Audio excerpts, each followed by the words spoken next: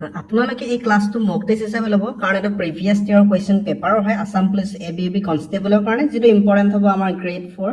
specially for grade 4 আৰু লগতে grade 4 আৰু স্পেচিয়েলি আৰু লগতে গ্ৰেড 3 সকলো চাব পাৰিব ঠিক আছে সো মাছুংখা এভৰিৱান মই লক্ষ্য পুনৰবাৰ আপোনাক স্বাগতম জনাইছো আজি আমি ডিসকাস কৰিম English section Assam police constable ABUB ৰ কাৰণে যিখন প্ৰশ্ন পেপাৰ আছিল সহজ প্ৰশ্ন আছিল লগতে আমি ডিসকাসও কৰি যাম এক্সপ্লেনেশন কৰি যাম প্ৰথম প্ৰশ্নটো চাও কি আছিল যে find the opposite of difficult ডিফিকাল্টৰ অপোজিট অৰ্থাৎ বিপৰীত শব্দটো লাগে ডিফিকাল্ট মানে হল টান কঠিন আৰু তাৰ অপোজিট সহজ হ'ব মানে ইজি সো প্ৰশ্নটোৰ উত্তৰো ইজি হয় আৰু প্ৰশ্নটো একেবাৰে ইজি আছিল আমাৰ সহজ আছিল তাৰ নেক্সট চুজ দা কাৰেক্ট স্পেলিং তলৰ কোনটো কাৰেক্ট স্পেলিং হয় কাৰেক্ট স্পেলিংটো ওলাব লাগে কোৱেশ্চনৰ কাৰেক্ট স্পেলিংটো অপচন সি টো হয় আমি গম পাওঁ QUESTION কোৱেশ্চন একেবাৰে সহজ তাৰ নেক্সট এটা কাৰেক্ট টেন্সৰ পৰা আহিছিল টেন্সৰ প্ৰশ্ন হৈ চাওক যে when the principal entered the class a student desk on the blackboard যদিহে আপোনালোকে এটা কথা মনত ৰাখিব যদিহে আপোনালোকে when কিৱৰ্ড দেখা পায় এটা কিৱৰ্ড হয় when কিৱৰ্ড দেখা পালে আৰু যদিহে ইয়াত ভাৰ্বৰ past form থাকে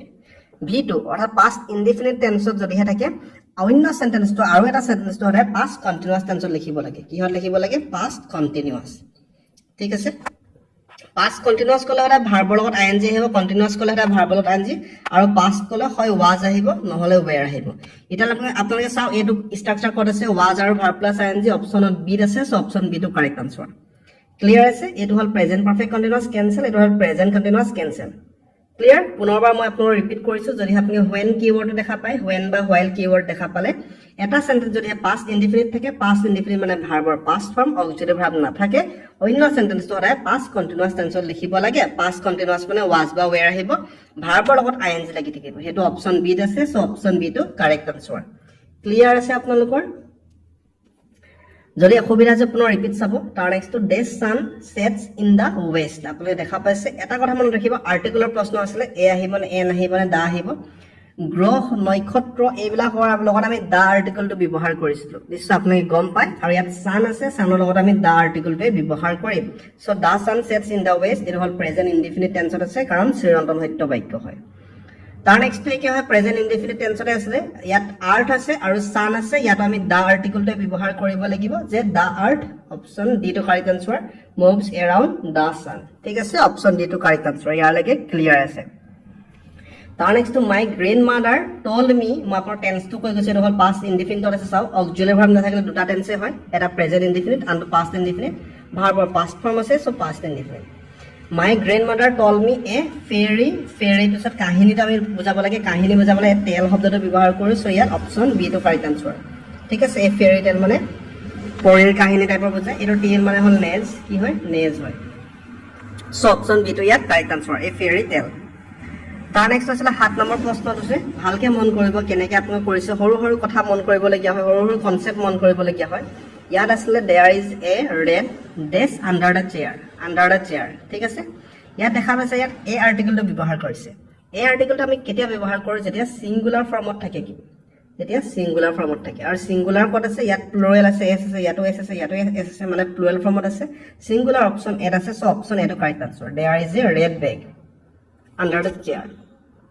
ক্লিয়াৰ আছে এই আৰ্টিকলটো আমাক ইন্ডিকেট কৰিছে আনসাৰটো তাৰ নেক্সট আছে প্ৰিপজিশনৰ I feel sorry dash for kids ইয়াত অপচন ডি টো কাৰেক্ট আনসাৰ হৈ যাব I feel sorry for his kid option D টো কাৰেক্ট আনসাৰ তাৰ নেক্সট আছে আমাৰ there is a an question I can solve it option দিয়া আছে ইজি আছে ইজিয়াৰ আছে আৰু ইজিয়েষ্ট আছে আমি গম পাওঁ ইজিয়াৰটো হল কম্পেয়াৰেটিভ ফৰ্ম কি হয় যেতিয়া কম্পেয়াৰ কৰিব কাৰোবাৰ লগত দুজনৰ মাজত যেতিয়া কম্পেয়াৰ তুলনা কৰিব যেতিয়া সাধাৰণতে দেন শব্দটো আমি দেখা পাওঁ তেতিয়া আমি এই কম্পেয়াৰেটিভ ফৰ্মটো ব্যৱহাৰ কৰোঁ আনটো হল সুপাৰলেটিভ আমি গম পাওঁ বহু এগালৰ মাজত বেষ্ট বুলি ক'বলৈ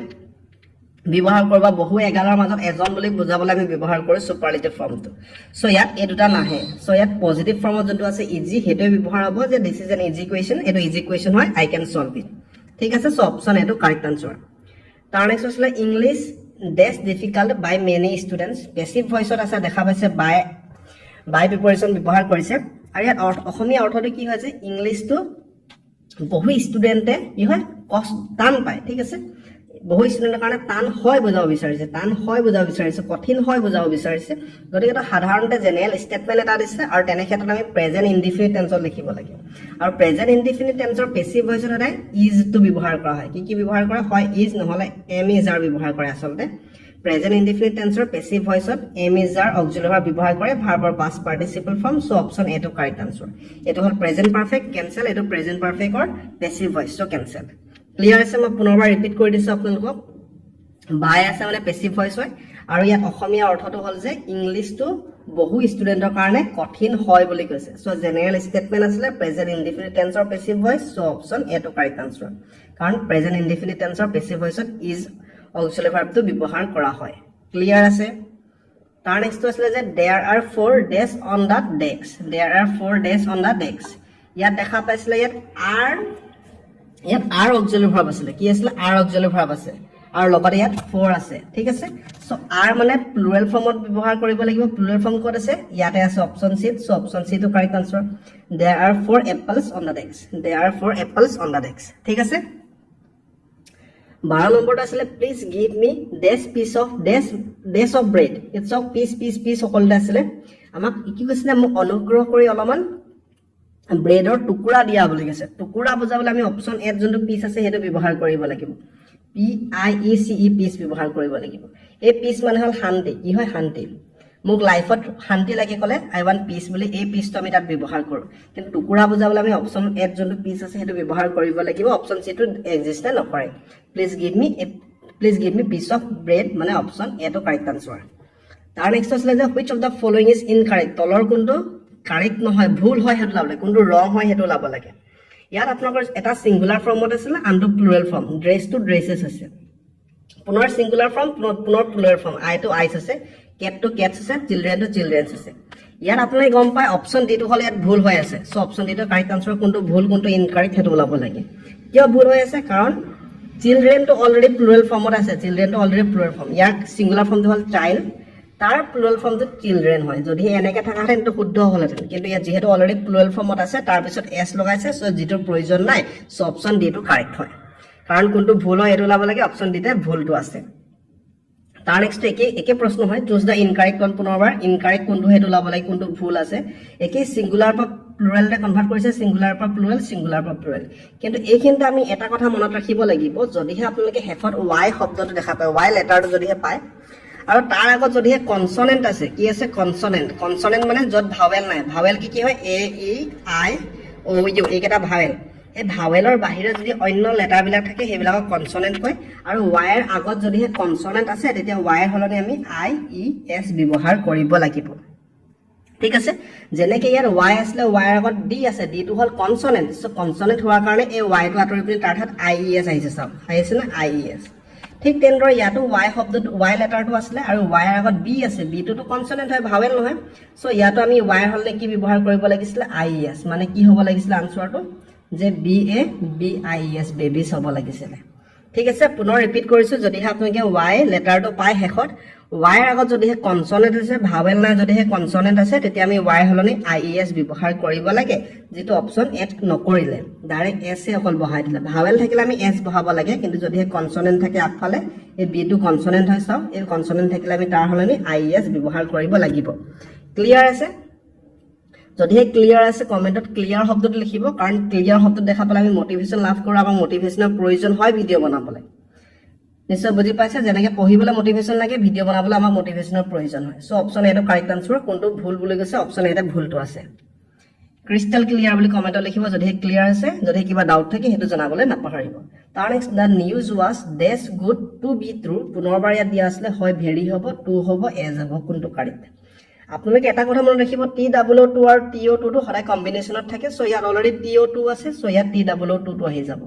The news was too good to be true so option B to correct answer তাৰ নেক্সট 16 নম্বৰটো চাও find the odd one কোনটো অলপ বেলেগ হয় এটো লাভ লাগে odd to লাভ লাগে odd to বাছিব লাগে সৰি আমাৰ দিয়া আছে তাৰ n দিয়া আছে বাদ দিয়া আছে or দিয়া আছে in দিয়া আছে সো যেহেতু ইংলিশ গ্ৰামাৰৰ কোৱেশ্চন হয় গ্ৰামাৰৰ কনসেপ্টে ইয়াত এপ্লাই কৰিব লাগিব এটা কথা মনত ৰাখিব in to হল প্ৰিপজিশন কি হয় প্ৰিপজিশন ঠিক আছে আৰু বাকি যিবিলাক আছে and আছে বাট আছে আৰু or আছে এইবিলাক হল কনজাংশন এইবিলাকৰ কনজাংচন বা আপোনালোকে লিংকিং ৱৰ্ড বুলি ক'ব পাৰিব এইবিলাকক কি ক'ব পাৰিব লিংকিং ৱৰ্ড অৰ্থাৎ দুটা বাক্য সংযোগ কৰিবলৈ এইবিলাক ব্যৱহাৰ কৰে এটা বাক্যৰ লগত আনটো বাক্য সংযোগ কৰিবলৈ আমি সাধাৰণতে এণ্ড বাট আৰু অৰটো ব্যৱহাৰ কৰোঁ কনজাংচন হিচাপে বা লিংকিং ৱৰ্ড হিচাপে কিন্তু ইনটো আমি প্ৰিপজিশ্যন হিচাপে ব্যৱহাৰ কৰোঁ গতিকে ইনটো ইয়াত অলপ বেলেগ হয় অড হয় সো অপশ্যন ডি টো কাৰেক্ট আনসাৰ ইন ক্লিয়াৰ তাৰ নেক্সট আছিলে 17 নম্বৰত আছিলে there is dash coffee cup on the table আৰ্টিকুলৰ প্ৰশ্ন আহিব ইয়াত এ টো ব্যৱহাৰ হ'ব কাৰণ এইটো কনসনেন্ট হয় উচ্চাৰণটো কনসনেন্ট হৈছে ঠিক আছে there is a coffee cup on the table তাৰ নেক্সট 18 নম্বৰ চাও we arrive dash England 2 days ago এটা কথা মনত ৰাখিব মই টেন্সটো আপোনাক লগালগ ক্লিয়াৰ কৰি গৈছো যে যদি এগো কিৱৰ্ডটো পায় সদায় সেন্টেন্সটো পাষ্ট ইনডিফিনিটত থাকিব সদায় সেন্টেন্সটো পাষ্ট ইনডিফিনিটত থাকিব মানে ভাৰ্বৰ পাষ্ট ফৰ্ম থাকিব যদি এই প্ৰশ্নটো টেন্সৰ কাৰণে অহা হেতেন যদি আমাক এই এৰাইভটো যদি আমাক নাইকিয়া কৰি দিয়া হেতেন হয় আমাক এৰাইভ দিব এ double R I V E D arrive দিব বা হেড এৰাইভ দিব বা আপোনালোকৰ arrives দিব যদি এনেকুৱা ধৰণৰ থকা হেতেন তেতিয়া আমি এই arrived অপচন বি টো আমাক কাৰেক্ট আনসাৰ হলতেন কিয় হলতেন কাৰণ এগো কিৱৰ্ড আছে আৰু এগো থাকিলে আমি সদায় পাষ্ট ইনডিফিনিট লিখো পাষ্ট ইনডিফিনিট মানে ভাৰ্বৰ পাষ্ট ফৰ্ম সো arrived টো যদি আমি চুজ কৰিলো হেতেন ঠিক আছে পাষ্ট পাৰফেক্ট বা প্ৰেজেন্ট ইনডিফিনিট টো আমি চুজ নকৰিলো হেতেন ক্লিয়াৰ আছে সো মই টেন্সটো আপোনাক ক্লিয়াৰ কৰি গৈছো একেবাৰে পুনৰবাৰ চাও উই এৰাইভ ডেছ ইংলেণ্ড আসলে সো ইয়াত অপচন বি টো কাৰেক্ট আনসাৰ হ'ব ইন টো কাৰণ আমি ডাঙৰ দেশ মহাদেশ চহৰ এইবিলাকৰ লগত টাউন এইবিলাকৰ লগত সিটি এইবিলাকৰ লগত ইন আৰ্টিকল টো ইন প্ৰিপজিশন টো ব্যৱহাৰ কৰো তাৰ নেক্সট 19 নম্বৰটো আছিল যে চুজ দা কাৰেক্ট সেন্টেন্স তলৰ কোনটো সেন্টেন্স কাৰেক্ট হয় হেতু বাছি উলিয়াব লাগে অপচন দিয়া আছিল আমাক সকলোতে আপোনালোকে চাওক সেন্টেন্স এটা দিয়া আছে ওয়ান্স সকলোতে লাগি আছে সকলোতে ওয়ান্স লাগি আছে ওয়ান্স মানে পাষ্টৰ কথা কৈছে অতীতৰ কথা কৈছে মানে অতীতৰ কথা কৈছে মানে সেন্টেন্সটো আমি পাষ্টত লিখিব লাগিব আৰু পাষ্ট অকল অপচন সি তে আছে সো অপচন সি টো correct answer had invited past পাৰফেক্টত আছে সো অপচন সি টো কাৰেক্ট আনসাৰ অপচন ডি টো কেলে ৰং হল কাৰণ এটা প্ৰেজেন্ট পাৰফেক্ট কন্টিনিউয়াস আছে প্ৰেজেন্ট পাৰফেক্ট কন্টিনিউয়াস কাৰণে ৰং হল এটোটো স্ট্ৰাকচাৰে নহয় কোন ধৰণৰ সেল মানে ফিউচাৰ আছে গতিকে কেনসেল কৰিলে কিন্তু সেলৰ লগত ফিউচাৰ সেল বা উইলৰ লগত ডাইৰেক্টলি আপোনালোকে ভাৰ্বৰ পাষ্ট ফৰ্মটো বহাব নোৱাৰে সো অপচন বি টো কেনসেল আৰু অপচন এটো স্ট্ৰাকচাৰে নহয় ভাৰ্বৰ লগত ডাইৰেক্টলি আইএনজি বহাব নোৱাৰে যদি ইয়াত অক্সিলাৰি ভাৰ্ব ব্যৱহাৰ নকৰে সো অপচন এ টো কেনসেল ক্লিয়াৰ আছে পুনৰবাৰ মই কৈছো ইয়াত আপুনি ওয়ান্স দেখা পালে ওয়ান্স সকলোতে আছে ওয়ান্স মানে পাষ্টৰ হয় গতিকে পাষ্ট পাৰফেক্টত আছে option C so option C টো কাৰেক্ট আনসাৰ